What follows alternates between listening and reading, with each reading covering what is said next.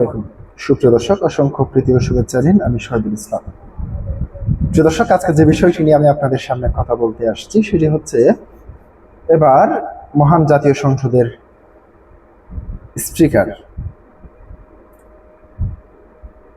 Major Hafiz Uddin তিনি যে বক্তব্যটি দিয়েছেন মূলত সেটি সামাজিক যোগাযোগ মাধ্যম সহ সব জায়গায় আলোচনা এবং সমালোচনার জন্ম দিয়েছেন। তিনি বলেছেন, পাকিস্তান ভাঙার ইচ্ছা ছিল না শেখ মুজিবের, তাই স্বাধীনতার ঘোষণা দেননি। প্রিয় দর্শক, আমরা জানি 7 মার্চের বঙ্গবন্ধু শেখ মুজিবুর রহমান যে ভাষণটি দিয়েছেন রেসকোর্স ময়দান, অর্থাৎ বর্তমান সোহরাওয়ার্দী ময়দানে, সেই ময়দানে তিনি যেই বক্তব্যটুকুলি দিয়েছেন, এবারের সংগ্রাম স্বাধীনতার সংগ্রাম, এবারের সংগ্রাম মুক্তির সংগ্রাম, রক্ত যখন দিয়েছি রক্ত আরো দেবো, তবুও বাংলাদেশকে স্বাধীন করে ছাড়বো। তার পাশাপাশি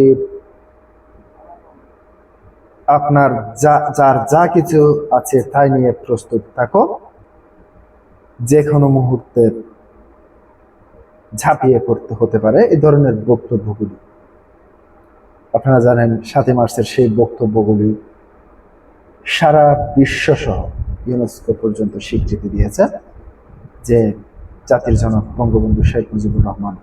আমরা দেখতে পেয়েছি মুক্তিযুদ্ধ পরবর্তী সময়ে মাওলানা ভাসানী থেকে শুরু করে অনেকেই তাকে বঙ্গবন্ধু খেতাব দিয়েছিলেন, কারণ বঙ্গবন্ধু খেতাব এমনি দেননি।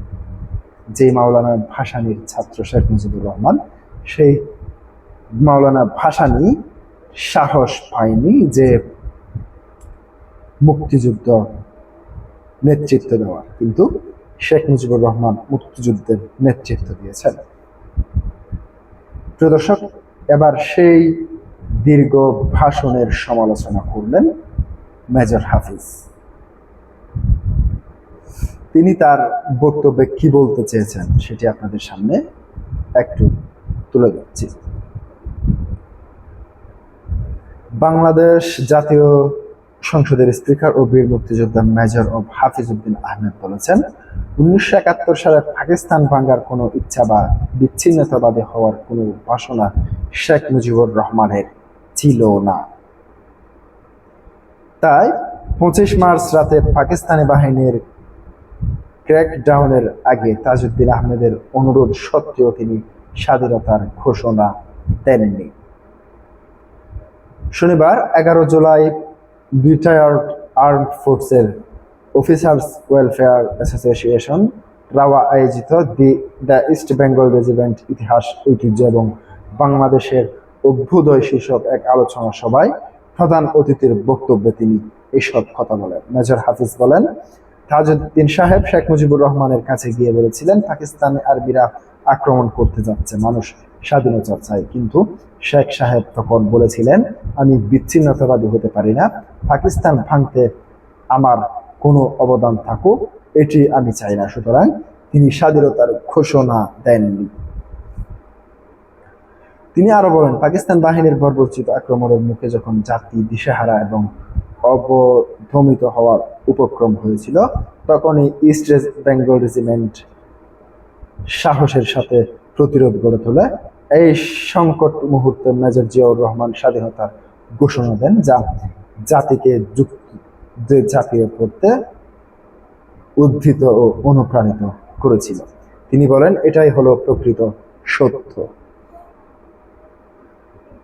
মেজর হাফিজ উদ্দিন জোর দিয়ে বলেন, 1971 সালের মুক্তিযুদ্ধ কোনো নির্দিষ্ট রাজনৈতিক দলের যুদ্ধ ছিল না, এটি ছিল একটি জনতার যুদ্ধ। তিনি অভিযোগ করেন, স্বাধীনতার পর ক্ষমতায় এসে একটি বিশেষ গোষ্ঠী ইতিহাস বিকৃত করে শুধু 7 মার্চের ভাষণের উপর ভিত্তি করে স্বাধীনতার কৃতিত্ব নিতে চেয়েছিল, যা ছিল চরম অন্যায়। তিনি বলেন, রাজনীতিবিদরা সাধারণত অন্যের কৃতিত্ব হাইজ্যাক করেন এবং নিজের দলের নেতাকে ছাড়া কাউকে কৃতিত্ব দিতে চান না। আলোচনায় তিনি ইস্ট বেঙ্গল রেজিমেন্ট গৌরবময় ভূমিকার কথা স্মরণ করে বলেন, তখন পূর্ব পাকিস্তান রেজিমেন্ট মাত্র 5টি ব্যাটালিয়ন ছিল, একটি ক্যান্টনমেন্ট। তারা কোনো পূর্ব পরিকল্পনা বা যোগাযোগ ছাড়াই পাকিস্তানি বাহিনীর গণহত্যার প্রতিবাদের বিদ্রোহ করে এবং জনগণের মুক্তিযুদ্ধে অংশগ্রহণের আহ্বান জানায়। এই প্রতিরোধ যুদ্ধ ছিল 9 মাস ব্যাপী রক্তক্ষয়ী মুক্তিযুদ্ধের মূল ভিত্তি। সেনাবাহিনীতে যোগদানের স্মৃতি রোমহর্ষক করতে গিয়ে তিনি জানান, তিনি মূলত ফুটবল খেলায় টানেন সেনাবাহিনীতে যোগ দিয়েছিলেন। তৎকালীন মেজর জিয়াউর রহমানের অনুপ্রেরণাতেই তিনি ইস্ট বেঙ্গল রেজিমেন্টে যোগদানের সিদ্ধান্ত নেন। তিনি বলেন, আমি গর্বিত শ্রদ্ধার সাথে স্মরণ করি স্বাধীনতার মহান ঘোষক দেশের মহান রাষ্ট্রপতি জেনারেল জিয়াউর রহমানকে, যিনি আমাকে ইস্ট বেঙ্গল রেজিমেন্টে যোগদানের জন্য উৎসাহিত করেছিলেন। এছাড়াও তিনি ইস্ট বেঙ্গল রেজিমেন্টের প্রধান সংগঠক মেজর আব্দুল গনি এবং 1971 সালে Chattogram regiment commander brigadier Mahmudur Rahman মজুমদারকে অবদানের কথা কৃতজ্ঞতা চিত্রে স্মরণ করেন। পরিশেষে তিনি সৈনিকদের সাথে অফিসার্সদের একসঙ্গে যে চিরচারিত বন্ধন তা পুনরায় শক্তিশালী করার আহ্বান জানান। প্রিয় দর্শক, আজকে পর্যন্ত